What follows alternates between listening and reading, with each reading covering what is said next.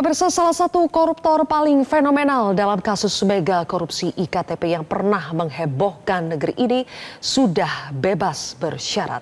Mantan Ketua DPR RI Setia Novanto menghirup udara bebas sejak 16 Agustus 2025 dan total ia hanya menjalani hukuman tahanan sekitar 8 tahun saja.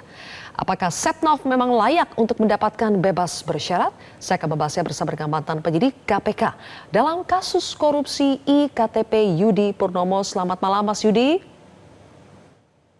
Selamat malam Mbak Zil. Baik, Mas Yudi sebagai mantan penyidik KPK yang dulunya mengejar-ngejar Setnov ya sampai kemana-mana nih Mas Yudi, sampai ke rumah sakit juga. Jadi bagaimana komentar dulu dong setelah Setnov akhirnya bebas bersyarat baru menjalani hukuman 8 tahunan Mas Yudi? Ya, rasanya lelah pada saat itu ya, sempat nggak tidur gitu ya, itu masih terasa sampai sekarang gitu ya. Tapi tahu-tahu pas Setia Novanto udah bebas aja. Kita tahu mulai dari pengejaran yang bersangkutan di rumahnya ya, kita melakukan penggeledahan tidak ada orangnya, kemudian juga ada berita di TV katanya kecelakaan, kemudian kita kejar ke rumah sakitnya, kemudian kita pindah ke rumah sakit di Salemba ya, kemudian kita bawa ke KPK untuk ditahan. Itu kan drama yang satu kali 24 jam itu terasa seminggu gitu Mbak.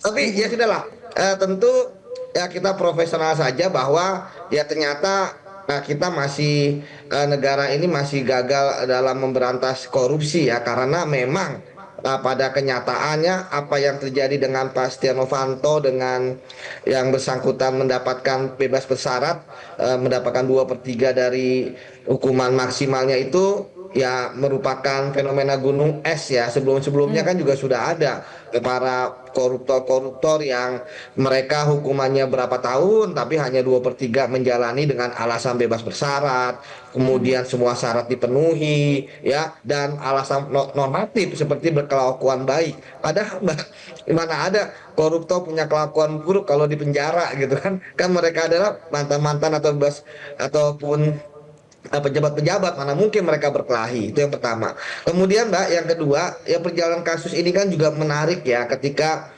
dari KPK kita waktu itu menuntut 16 tahun, tapi ternyata hakim hanya hanya memvonis 15 tahun ya, hanya setahun, ya, artinya diskon 1 tahun ya. Dan perjalanannya Pak Setia Novanto itu nggak banding loh Mbak. Dia baru kemudian dia majukan PK. Jadi ingkrah langsung 15 tahun dan kemudian mengajukan ingkrah, dan ingkrahnya itu 2 tahun kemudian baru dia PK, dan baru kemarin sekitar sebulan atau 2 bulan lalu PK-nya turun, ternyata jadi 12,5 tahun, artinya didiskon 2,5 tahun. Bagi saya ini merupakan hal yang sangat mengecewakan ya, bahwa hakim-hakim di negeri ini yang seharusnya mereka adalah hakim pengadilan tipikor ya, mereka malah memvonis para koruptor dengan memberikan diskon. Padahal kita kan bukan bicara mengenai retail gitu Mbak ya, atau swalayan gitu ya, memberikan diskon begitu Mbak. Jadi ini permasalahannya karena hakim memberikan diskon sehingga kemudian Pak Setia Novanto istilahnya bisa bebas bersyarat lebih cepat. Selain juga karena memang PP 99 tahun 2012 yang membatasi pembebasan bersyarat dan remisi hanya untuk para pelaku tindak pidana korupsi yang justice kolaborator itu dihilangkan. Begitu Mbak Zil. Dicabut. Oke, ya. jadi memang akar masalahnya karena vonis dari Setnov ini dari 15 tahun kemudian disunat di tingkat MA ya, di tingkat PK berarti sudah menjadi 12,5 tahun, makanya 2/3 itu dihitung dari 12,5, berarti sudah 8 tahun menjalani. Nah Mas Yudi, sebetulnya kan kalau dilihat dari persyaratan memang sudah menjalani 2/3 dari 12,5 tahun. Kemudian juga membayar uang pengganti totalnya 49 miliar sampai denda subsidiar 500 juta. Jadi seharusnya kalau berbicara pemenuhan persyaratan saja itu tidak ada kontroversi ya harusnya Mas Yudi di situ.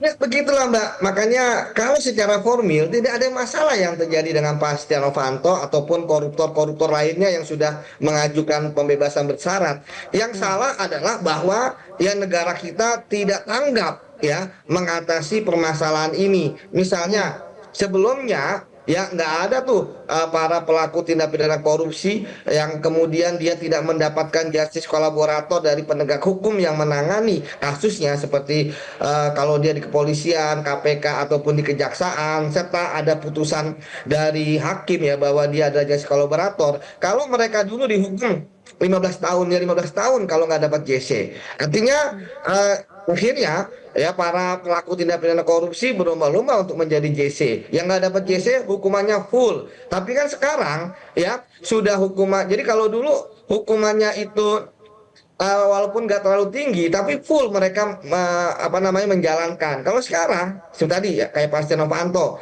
15 tahun ya kemudian jadi 12,5 ya 12,5 ini yang 2/3 jadi ya sekitar 7 atau 8 tahun ya sudah bebas gitu ya dalam Ya. melaksanakan hukumannya walaupun bebas bersyarat. Tetapi sekali lagi saya katakan Mbak, bebas bersyarat bagi koruptor itu adalah bebas. Kenapa? Karena jarang-jarang mereka bahkan mungkin tidak pernah seorang pelaku korupsi itu di luar penjara ketika bebas bersyarat melakukan kegaduhan gitu kan. Misalnya tadi saya katakan berkelahi gitu kan dan lain sebagainya yang bisa bebas bersyaratnya itu dicabut. Jadi sekali lagi Mbak, bahwa ada dua hal yang sangat penting yang harus dilakukan. Pertama, harus membuat peraturan-peraturan baru agar tidak mudah seorang koruptor itu bisa mendapatkan pembebasan bersyarat ataupun remisi gitu ya. Kemudian yang kedua ya bahwa para hakim-hakim terutama yang mereka yang menangani kasus korupsi itu harus benar-benar ditentir agar jangan sampai ya mereka ya itu kemudian ya memvonis rendah ya mendiskon gitu kan atau sampai membebaskan seorang pelaku korupsi. Kalau tidak ini akan menjadi lingkaran setan yang akan selalu terjadi. Hari ini Pak Setia Novanto, besok siapa? Kalau misalnya seorang koruptor dihukum 2 tahun artinya 24 bulan kemudian dia hanya menangani 1,5 tahun mungkin udah bebas dari penjara seperti itu Mbak. Oke, Mas Yudi, terakhir, setelah divonis bersalah dalam korupsi IKTP yang merugikan negara 2,3 T ya, Setnov ternyata masih punya banyak uang, Mas Yudi, untuk bayar uang pengganti sebesar 49 miliar. Apakah ini bukti bahwa semakin pentingnya undang-undang perampasan aset untuk memiskinkan koruptor? Enggak, sangat-sangat penting ya bahwa kita itu kemudian ya membuat RUU perampasan aset. Kenapa? Karena tadi saya katakan kalau masalah uang pengganti ya para pelaku tindak pidana korupsi akan mudah menggantinya. Kenapa? Karena kalau pakai undang-undang yang sekarang mereka hanya mengganti ya uang korupsi apa yang mereka nikmati, Mbak.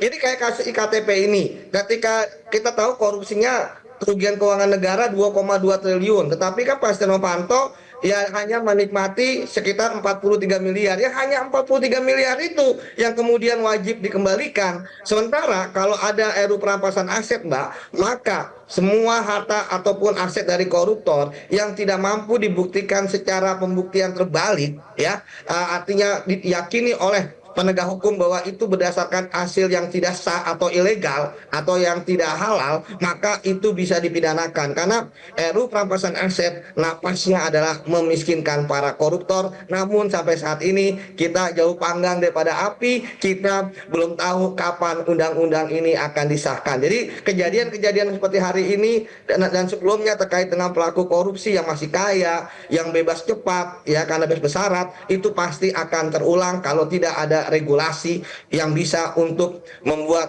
koruptor mempunyai efek jerah. Begitu Mbak Zil. Mas Yudi Purnomo, terima kasih sudah berbagi pandangannya di Prime Time News. Jelajahi cara baru mendapatkan informasi. Download Metro TV Extend sekarang.